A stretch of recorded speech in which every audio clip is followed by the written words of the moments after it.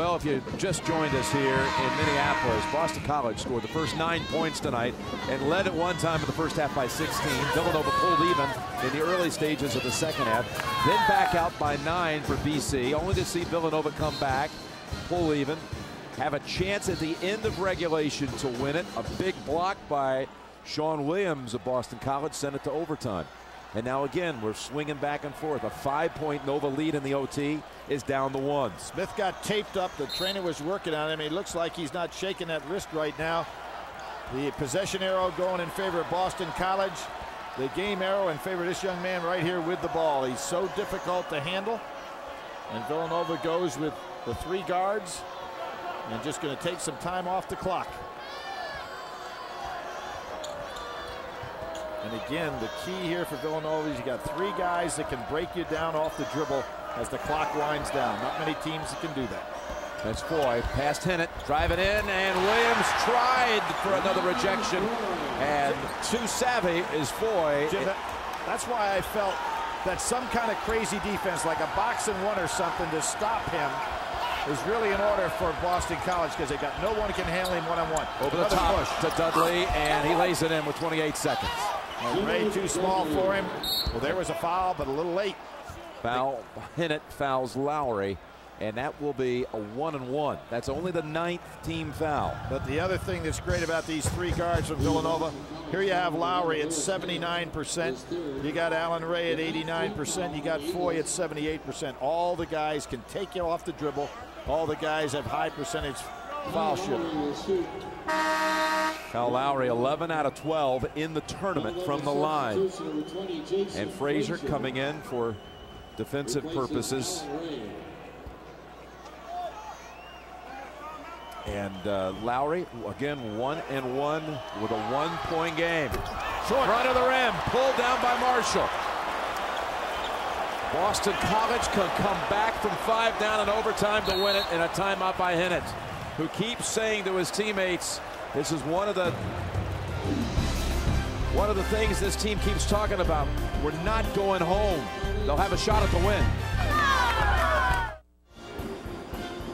You know, Billy, you get to a point like this with so much at stake to get to the Elite 8. I think of the seniors. I think of a Randy Foy and an Allen Ray, or a Craig Smith and a Lewis Hennett, about how hard they've worked for 4 years to get that one crack maybe you're going to get to go to the Final Four. And it comes down to a game like this, overtime with seconds to go. Well, we saw 2 great All-Americans last night go down in emotional sequences with J.J. Redick at Duke and Adam Morrison at Gonzaga. It is tough to play that last game. BC down 1, 18 seconds. Into Dudley. Frazier needs help. Frazier needs help. Smith puts it up softly, and it rolls in with 12 seconds. Timeout Villanova. Frazier needed help. Nobody came down there to double team. I'm really surprised. Smith just too strong. Yeah, he needed some double team help. Villanova's turn now to take a shot. Down 1.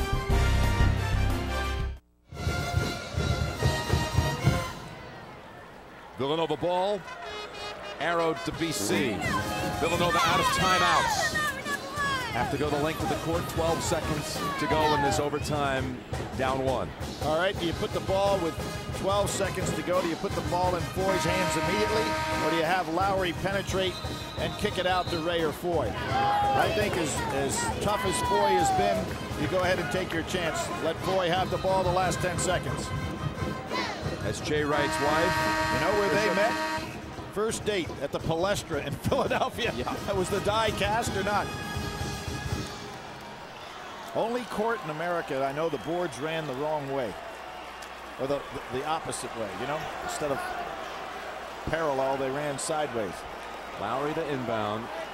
Looks like it will be Foy getting it. Well, I think you should be double teaming Foy right here and get the ball out of his hands. Boston College doesn't do that. Marshall on Foy for the last 10 seconds. Will the senior extend the career? Foy into paint, brought down by Williams, and it still belongs to Villanova. Another block by Sean Williams in only 3.5 seconds. They don't have a timeout. They can't set anything up on the sideline.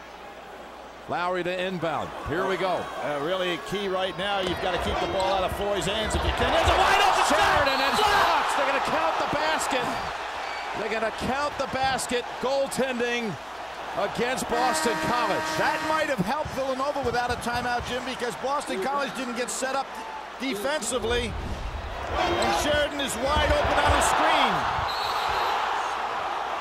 Remember, in college, you can block it off the glass, but it hits still on the way up, but that was coming down. No question about it. An excellent call by the officials, and I really think that by Villanova not having a timeout here, it didn't enable Boston College to get set on the out-of-bounds play, and Villanova took advantage of it. Boy, they beat them. They beat them with a pass with ease to Sheridan, and Boston College unable to react in time. See, there was the screen away. Sheridan very wisely took it right down inside, and a good job by that was Lauer, I believe, making the inbounds pass. Yes, it was. Waiting and having the patience for the play to develop, and a good call by the officials.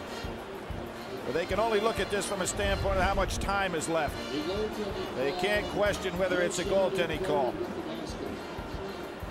Yep. Checking the time, and at what point, it says 2.3 right now. Well, there's no question that Williams did get a piece of the ball, and Jim, you made a right call there. You can trap it against that glass, and actually you can block it after it hits the glass if it's moving upwards, but you can see quite obviously this ball was on its way down. Wow, could they get a better shot than that coming off of an inbounds underneath at that point in the game with 3.5 seconds left? See, again, if you had the timeout, if Villanova had the timeout, they probably would have called it to set up. And Patricia's reaction. Oh. Sheridan with 2 big field goals in this overtime. Well, 3 seconds to go. They do add the 7/10, and that's big. Yeah, it is. Another timeout called on the floor. We'll be right back to Minneapolis.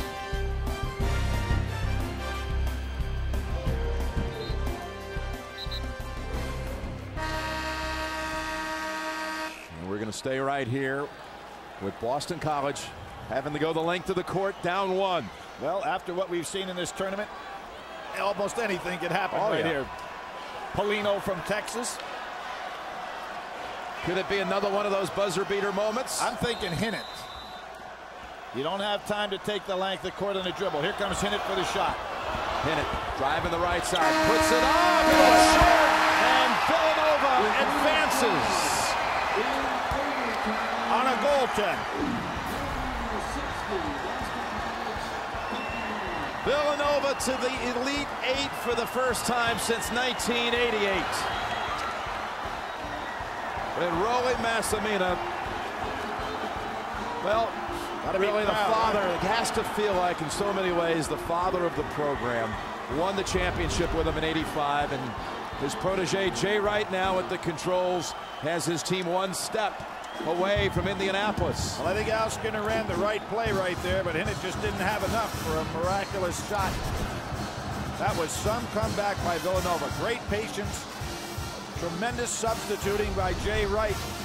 He was Mr. Cool all night on that sideline, wasn't he? Absolutely. Did a great job as a coach in the substitution pattern to get a matchup. Did not work out for him early in the ball game, and he made the adjustments. Great job. 9 years the assistant under Rolly Massimino. That's right. Villanova and UNLV. He is an assistant to Massimino, and there's Villanova, a 1 seed to the Elite 8. We had 2 lead changes here in the final 12 seconds of overtime. And the Chevrolet MVPs for this one. Well, Craig Smith, 14 of 14, closing out his great career at Boston College here tonight. And Randy Foy with 29 of Nova's 60. We're going to be sending you to Greg Gumbel in New York when we continue on the road to the Final Four. We knew it was going to be just like this, didn't we, Billy? Absolutely. A thriller here. Villanova advances on the road to the Final Four.